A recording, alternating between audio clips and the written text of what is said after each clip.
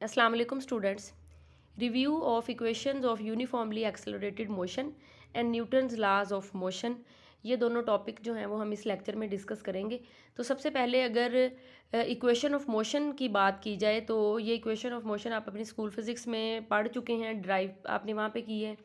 तो यहाँ पे हम उनका रिव्यू जो है वो लेंगे। तो सपोज करते हैं एक ऑब्जेक्ट को जो स्ट्रेट लाइन में मूव कर रहा है विद यूनिफॉर्म एक्सेलरेशन, वो उसकी इनिशियल वेलोसिटी जो है वो वी आई और आफ्टर सम टाइम टी उसकी वेलोसिटी हो जाती है फाइनल वी एफ, और वो कुछ ना कुछ डिस्टेंस जो है वो कवर करता है एस। ठीक है।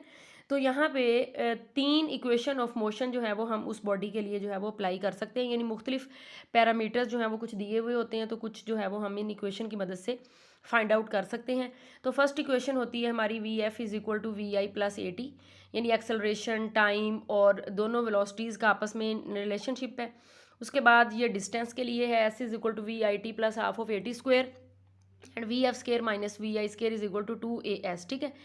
ये इक्वेशन ऑफ मोशन जो है वो यूनिफॉर्मली एक्सेलरेटेड बॉडी के लिए होल्ड करती हैं और बॉडी स्ट्रेट लाइन में मूव कर रही हो तब होल्ड करती हैं। ठीक है।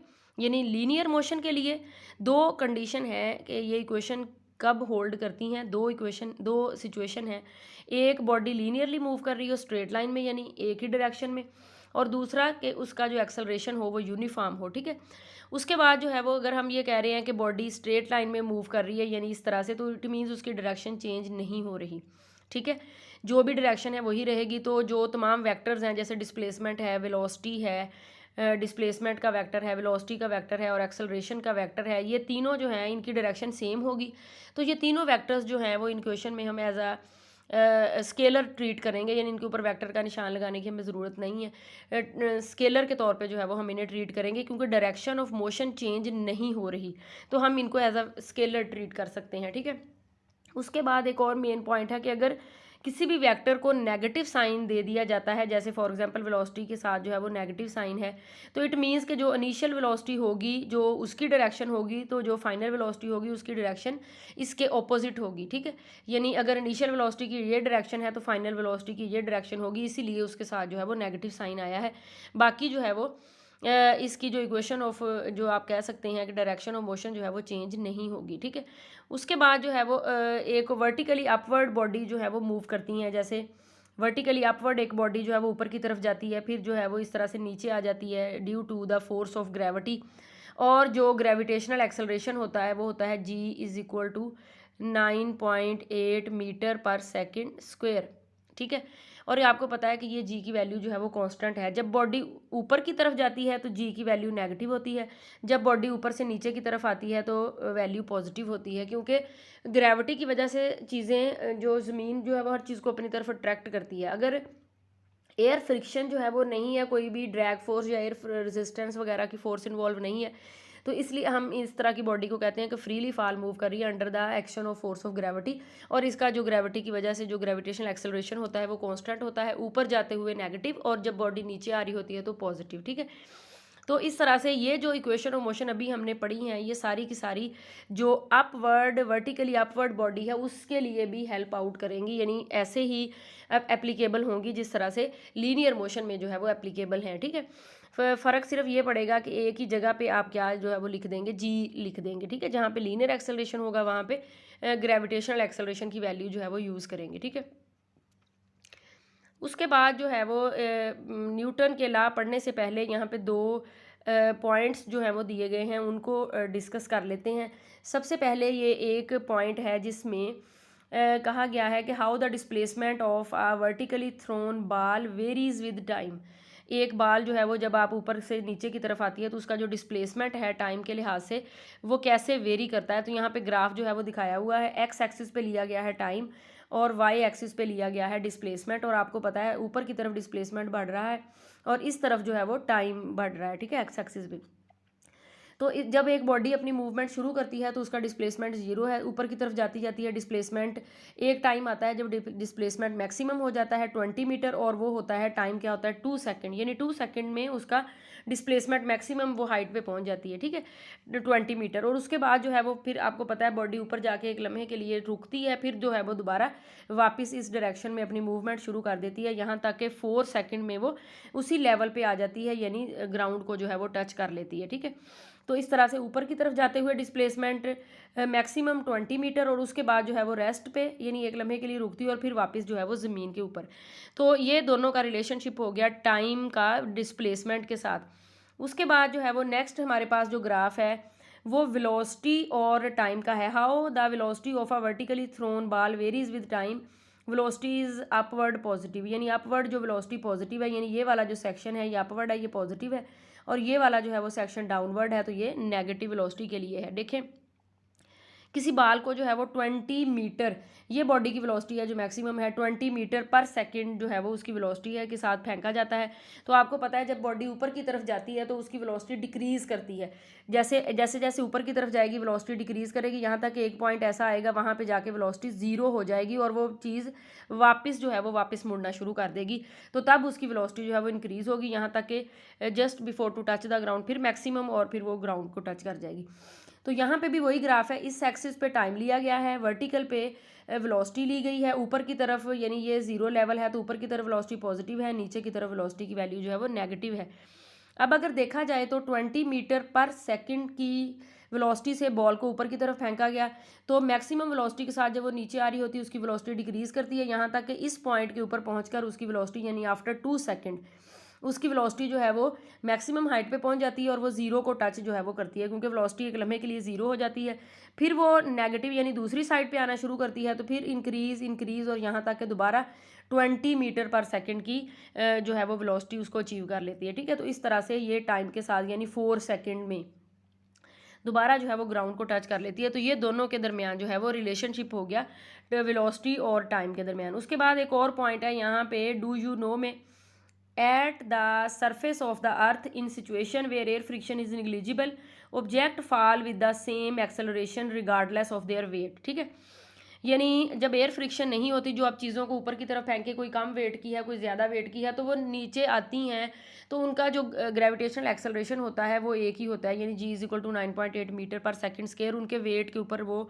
डिपेंड जो है वो नहीं कर रहा होता। तो एक्चुअली कोई भी यानी अर्थ जो है, जैसे हम कह रहे हैं कि किसी बॉडी के ऊपर जो है वो यानी अपनी तरफ उस बॉडी को अट्रैक्ट करती है, तो फोर्स ऑफ ग्रेविटी की वजह से अट्रैक्ट करती है, और उसका जो एक्सेलरेशन होता है ग्रेविटी जी, जिसको acceleration due to gravity G की वैल्यू। ठीक है, तो हम एक्चुअली कोई अर्थ जो है वो जिस किसी चीज़ को अपनी तरफ खींचती है वो एक्चुअली उसका वेट की वजह से होता है। ठीक है, तो हम कहते हैं कि W जो है वो mg के बराबर होता है, क्योंकि आपको पता है कि W फोर्स जो है वो वेट जो है वो भी एक फोर्स है। ठीक है, जिस जिस फोर्स से, जिस अट्रैक्शन से वो बॉडी ज़मीन उस बॉडी को अपनी तरफ अट्रैक्ट कर रही है। ठीक है, तो यहाँ से अगर हम g की वैल्यू निकालें तो ये आएगा हमारे पास आएगा W/m।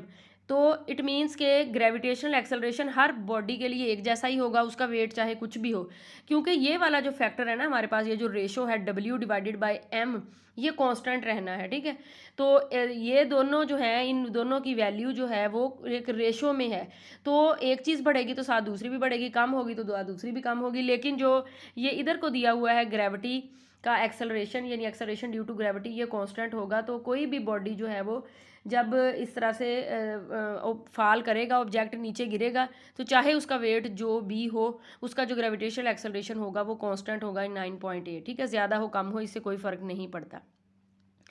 उसके बाद जो है सेकंड में हमारा नेक्स्ट हमारा टॉपिक है न्यूटन्स लॉज ऑफ मोशन।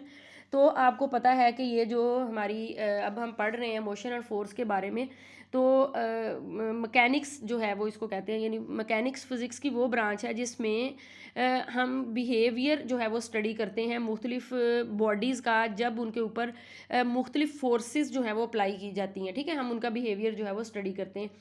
और ये जो हमारी मैकेनिक्स है इसकी आगे दो मेन टाइप्स हैं, एक होती है क्लासिकल मैकेनिक्स और एक होती है क्वांटम मैकेनिक्स। तो जो क्लासिकल मैकेनिक्स है वो डील करती है मैक्रोस्कोपिक ऑब्जेक्ट के साथ, जैसे आप गाड़ी को फोर्स लगा रहे हैं उसका क्या सिचुएशन है वो, या आमतौर पे जो आपके इर्द गिर्द बॉडी आपको नज़र आ रही है, यानी वो बॉडीज़ जो लो वेलोसिटी के साथ मूव कर रही हो, ऑर्डिनरी बॉडीज़ कह लें, ऑर्डिनरी यानी वेलोसिटीज़ के साथ मूव कर रही होती हैं, तो वो तो एक्चुअली जो न्यूटन के लॉज हैं, जिनको न्यूटन ने 1687 में अपनी जो बुक थी प्रिंसिपिया उसमें मुख्तलिफ एक्सपेरिमेंट की मदद से डिड्यूस करने के बाद दुनिया को इंट्रोड्यूस करवाए थे ये अपने 3 लाज, वो एक्चुअली होल्ड करते हैं क्लासिकल मैकेनिक्स में होल्ड करते हैं।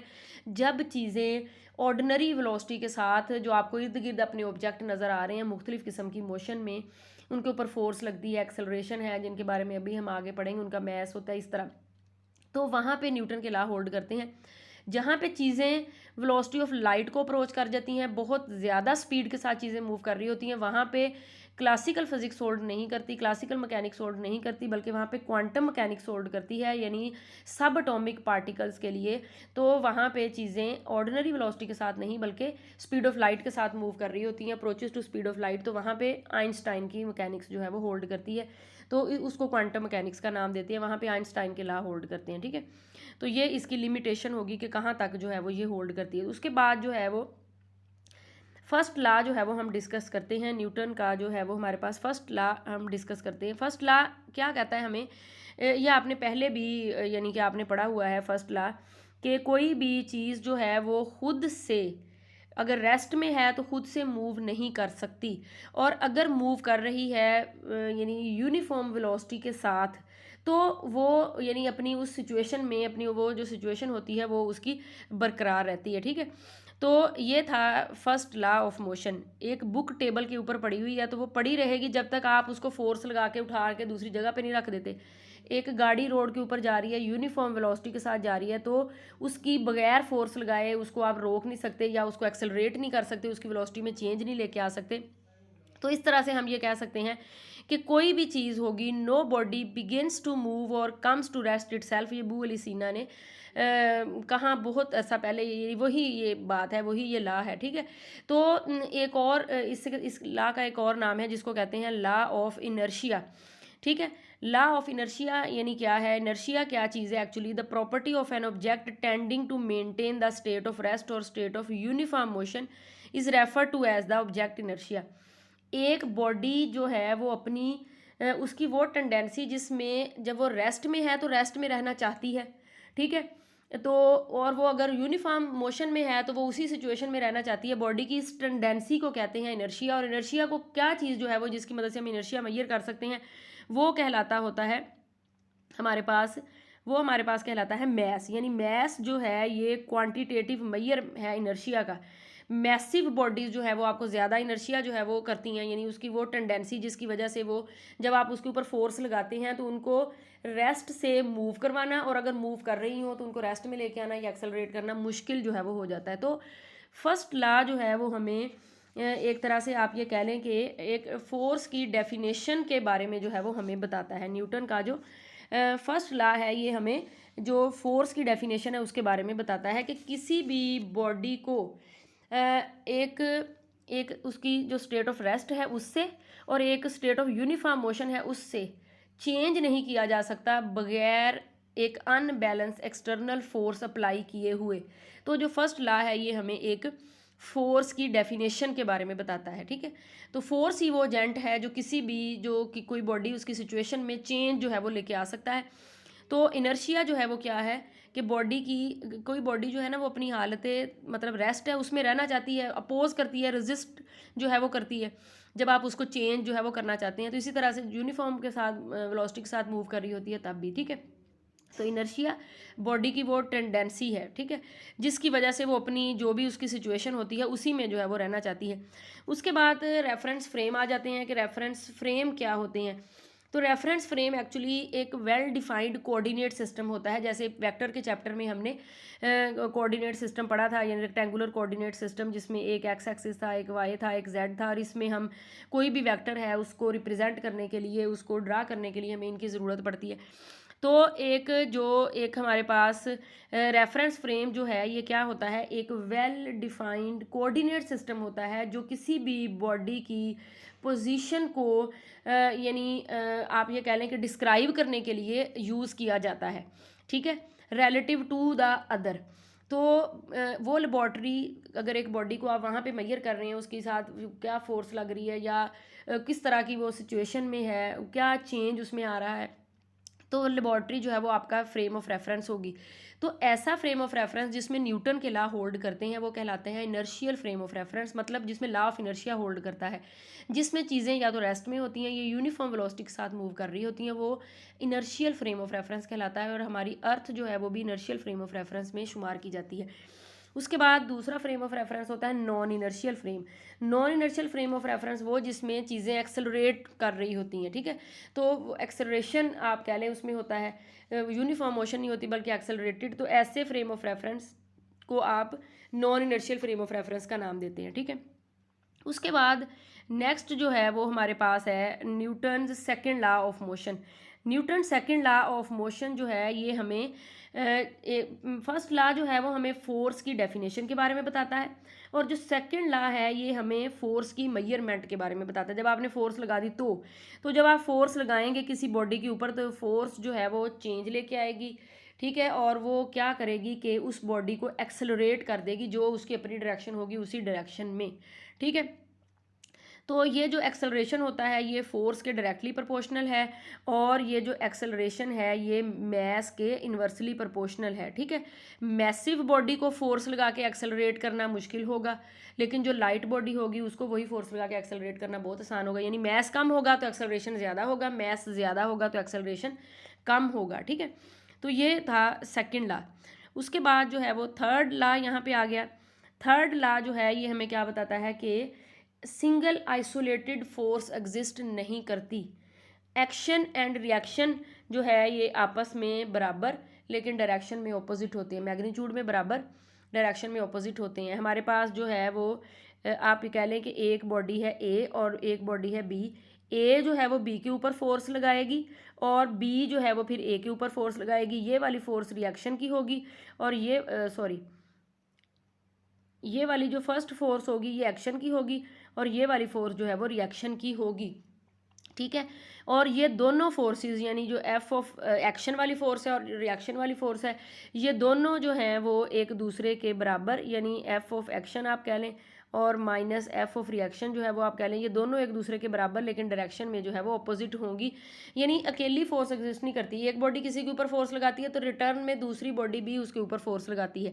और इसका मेन पॉइंट जो है वो ये है कि दोनों फोर्सेस जो हैं वो एक्शन और रिएक्शन पेयर में होती हैं, और जो एक बॉडी होती है उसके ऊपर एक फोर्स लगती है तो दूसरी के ऊपर लग रही होती है। यानी आप ये कह लें कि एक्शन और रिएक्शन फोर्सेस जो है वो कभी भी किसी एक ही बॉडी के ऊपर नहीं लग रही होती। जैसे आप बॉल दीवार के ऊपर मारते हैं तो आपने एक्शन किया दीवार के ऊपर, ठीक है, और दीवार पे लगने के से बाद बॉल वापस आ जाती है आपके पास, तो वो दीवार ने रिएक्शन दिखाया बॉल के ऊपर।